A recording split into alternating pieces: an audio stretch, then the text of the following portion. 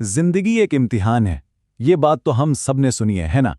लेकिन क्या कभी सोचा है कि इसका असल मतलब क्या है?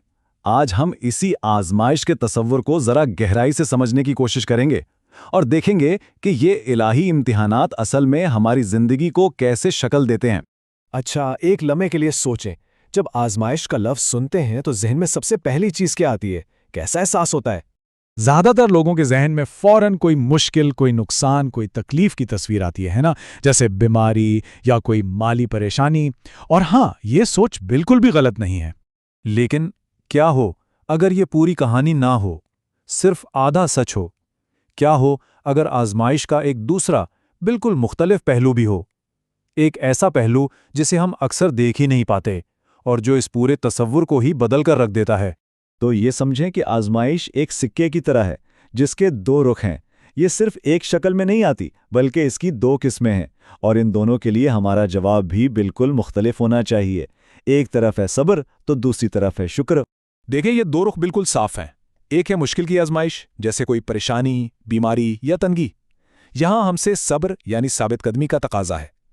लेकिन दूसरी तरफ है आसानी की आजमाइश। जी हां, आसानी भी एक आजमाइश है। सेहत, दौलत, कामयाबी, ये सब भी एक टेस्ट हैं।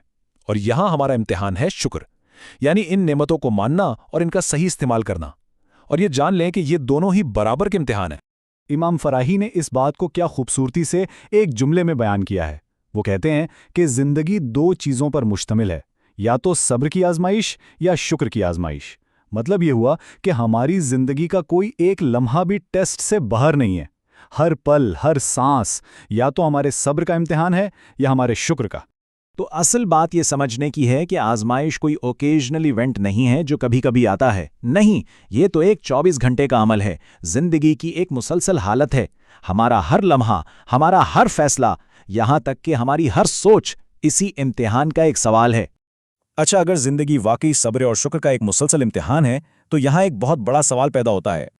और वो सवाल ये है कि अगर जिंदगी एक टेस्ट है तो फिर सबका सवालनामा एक जैसा क्यों नहीं है? हम अपने इर्द गिर्द देखते हैं, कोई दौलत से आजमाया जा रहा है तो कोई गुर्बत से, किसी के पास सेहत है तो कोई बीमारी से लड़ रहा है। आखिर ये फर्क क्यों है? इसके पीछे ना 3 बहुत गहरी हिकमतें बताई जाती हैं। पहली तो ये कि हर इम्तिहान हर शख्स की अपनी सलाहियत और पोटेंशियल के हिसाब से डिज़ाइन किया जाता है, यानी किसी पर उसकी हिम्मत से ज़्यादा बोझ नहीं डाला जाता।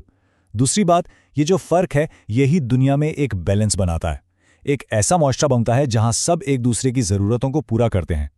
और तीसरी और सबसे अहम बात, इस ज़िंदगी में जो फ़र्क नज़र आते हैं वही आखिरत के मुकम्मल इंसाफ की बुनियाद बनते हैं। तो इस सब का खुलासा क्या है? खुलासा यह है कि असल इम्तिहान ये नहीं है कि हमारे साथ हो क्या रहा है, बल्कि असल इम्तिहान ये है कि हम उस पर रिएक्ट कैसे कर रहे हैं, हमारा रिस्पॉन्स क्या है। चलें अब इस इम्तिहान के एक और भी गहरे पहलू को देखते हैं, यानी हमारे अपने रद्द अमल का इम्तिहान। ये इम्तिहान 3 हिस्सों में है। पहला कदम है हमारी नीयत, यानी हमारे दिल में क्या है, हमारे अमल के पीछे सोच क्या है। दूसरा कदम है हमारा कौल, यानी हमारी ज़बान से निकलने वाले अल्फाज। और तीसरा कदम है हमारा फेल, यानी हमारा एक्चुअल एक्शन। असल टेस्ट इन तीनों चीज़ों को एक लाइन में लाना है। क्या हमारी नीयत, हमारे अल्फाज और हमारे आमाल तीनों एक ही बात कह रहे हैं? और जब सोच, लफ्ज़ और अमल में ये हमाहंगी पैदा हो जाती है ना, तो ये सिर्फ एक अच्छा काम नहीं रहता, ये एक सच्ची रूह की, एक ट्रूथफुल सोल की पहचान बन जाता है कि इंसान अंदर से भी वही है जो वो बाहर से नजर आता है। तो इस सारी गुफ्तगू के बाद आइए अपने आप से कुछ सवालात पूछें, कुछ ऐसे सवालात जिन पर हम रोज़मर्रा की ज़िंदगी में गौर कर सकते हैं। पहला सवाल, ये जानने के बाद कि हम एक मुसलसल इम्तिहान में हैं, इससे हमारे रोज़ के फैसलों पर क्या फ़र्क पड़ता है? क्या इस सोच से हमारी डिसीजन मेकिंग बदल सकती है? और दूसरा सवाल, हम अपनी नीयत, अपनी बात और अपने अमल को एक लाइन में रखने के लिए क्या अमली इक़दामात कर सकते हैं, क्या स्टेप्स ले सकते हैं? यकीनन ये सवालात तो बस एक शुरुआत हैं।